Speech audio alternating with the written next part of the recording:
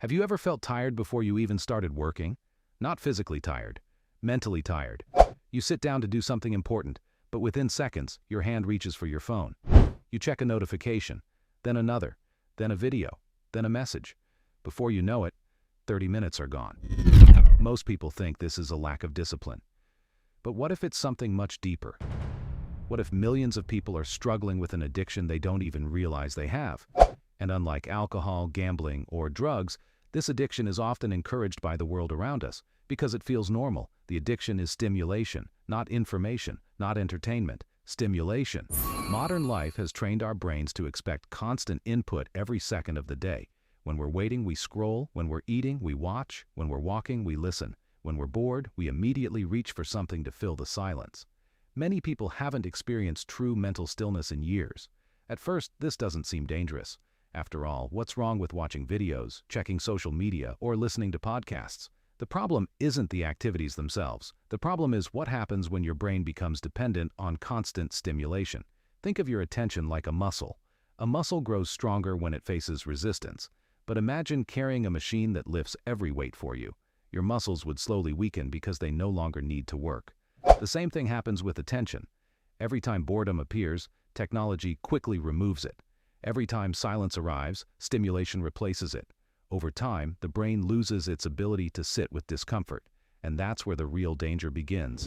Because almost everything valuable in life requires passing through discomfort.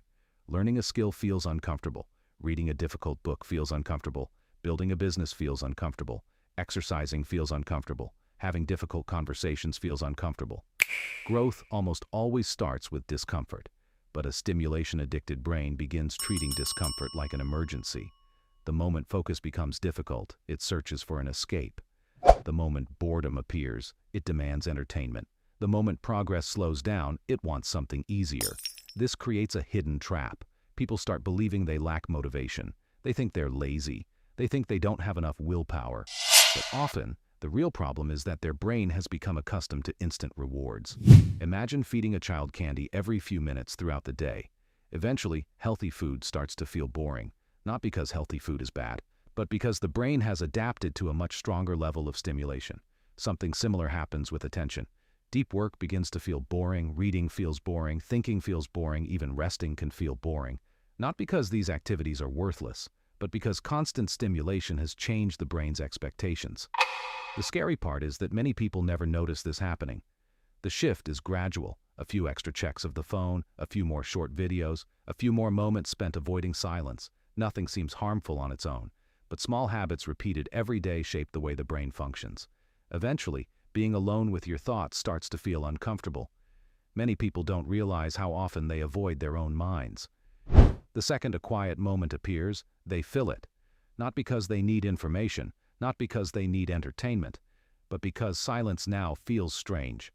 And that's a problem, because some of the most important insights in life appear during quiet moments. Ideas emerge in silence. Creativity emerges in silence. Self-awareness emerges in silence. Solutions often appear when the mind finally has room to think. But if every empty space gets filled with stimulation, those opportunities disappear. This is why some of the most successful people intentionally create periods of boredom. They take walks without headphones. They sit without checking their phones. They spend time thinking without consuming anything. To many people, this sounds unproductive, but it's actually training. They're rebuilding their ability to focus. They're strengthening their attention. They're teaching their brains that discomfort is not dangerous, and that's a powerful skill. Because the people who achieve extraordinary things are rarely the people who avoid discomfort. They're the people who can stay present long enough to move through it.